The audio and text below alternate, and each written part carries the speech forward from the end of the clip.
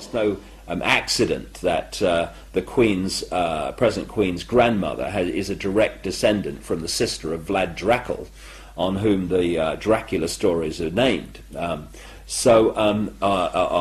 based. So Diana knew this, and then I come across people like an American lady, Arizona Wilder, who again was involved in a victim of this mind control project and was used to conduct rituals for them. Under a mind controlled state, they are mind controlled to conduct these rituals in a certain way.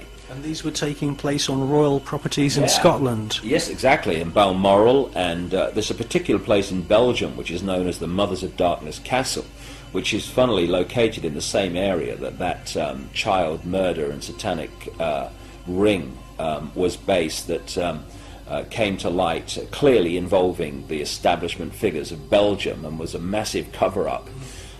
When a real investigator, a prosecutor, got involved, of course, they had to get rid of him, and 300,000 Belgians went on the march one day in protest at the cover-up. Well, all these things interconnect.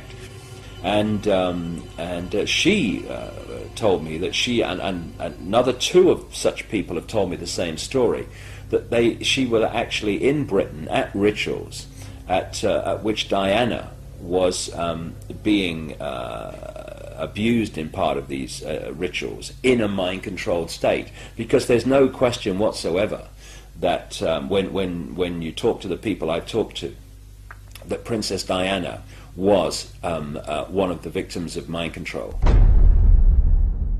One of the things that they do is they mind control the children of the aristocratic families, again, for a reason we've discussed, which is the Illuminati mind, which is different to the regular run of human mind. It cannot stand the thought that it's not controlling events. Therefore, it does not want cuckoos in the bloodline nest. Therefore, it makes sure that the kids undergo mind control from an early age, which is why so many of these aristocratic families are so bloody dysfunctional, because they're all kind of, had their minds played with. They're bred from birth to serve a role. Exactly. Diana's role, and I'm not kidding, from birth, would have been to have been sacrificed in that place at that time. And people, and I understand, will find that staggering and impossible to believe. Well, you should have been around me for the last 14 years, and it wouldn't be impossible to believe.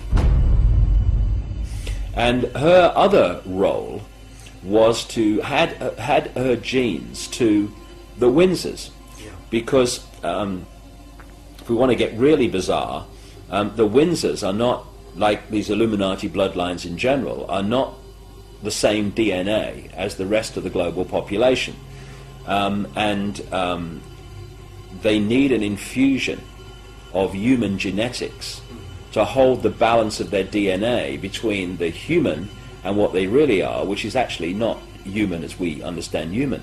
And what was happening, as Christine Fitzgerald, this close confidant of Diana for 9 years, explained to me, was that the genes of the Windsors were getting too imbalanced to the non-human side. And it was going to become clear within a very few generations that they weren't all that they seemed to be. And what they needed was an infusion of human genes. And as I've written in my books for years, and so many insiders have told me, and others, the key genetics that these people like to interbreed with are blonde-haired, blue-eyed people.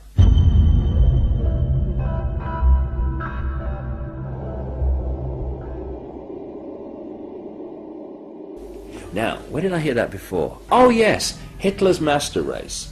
And they want to preserve this master race because they need to keep interbreeding with that genetics. So, yeah, exactly. Those traits with the Spencer family. Exactly. So what happens? They bring Diana in. What does Diana say in her accounts that she allowed to be published in various books? That once the children were born, Charles basically was saying to her, that's it.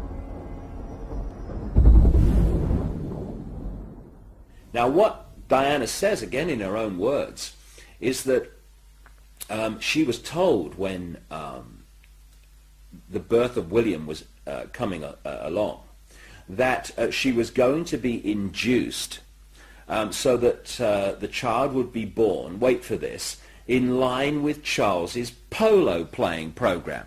Now, first of all, even if that was true, which it wasn't, what does that say about a father that would have an induced child so it would suit his polo playing program?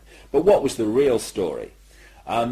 If you go back to ancient Babylon and the rituals of these people, they're fundamentally connected to the sun and the cycles of the sun. Nimrod, Baal, the sun god. And one of the key days of the year in their ritual calendar, therefore, is the summer solstice.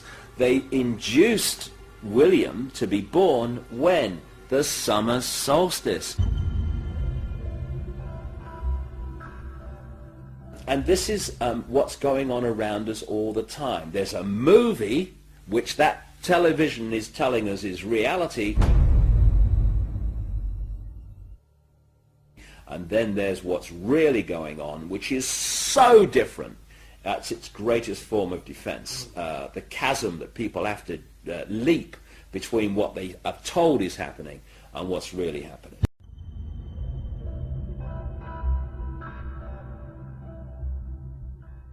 A confidant, Christian Fitzgerald, told me that people who did not support these black occult networks that are controlling not just Britain but increasingly the world, they were feeding her information and warning her that she was in danger.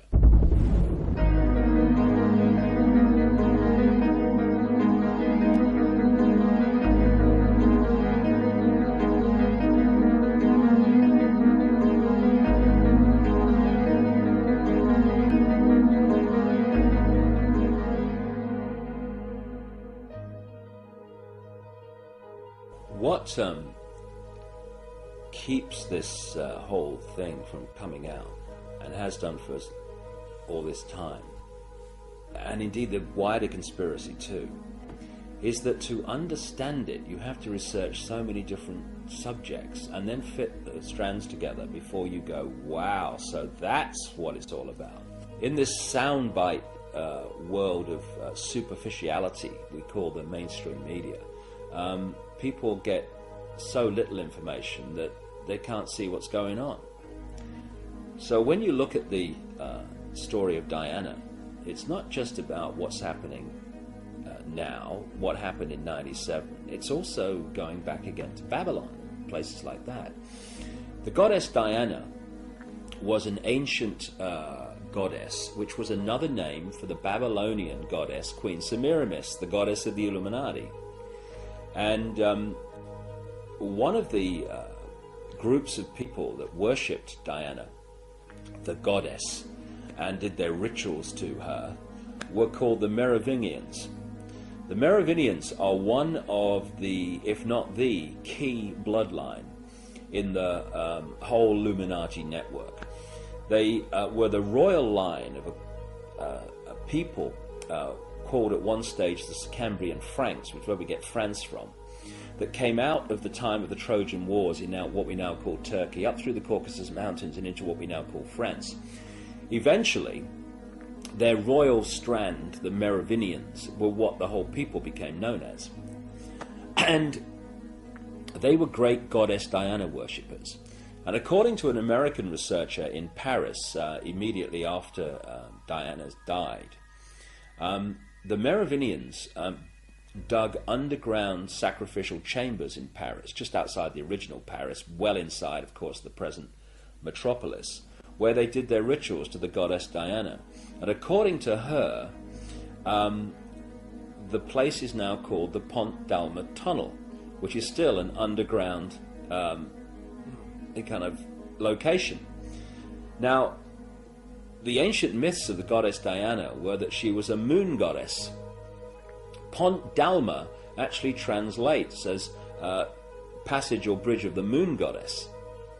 Coincidence? Why is it with the absolutely, I cannot emphasize this enough, the ritual symbolism obsessed Illuminati?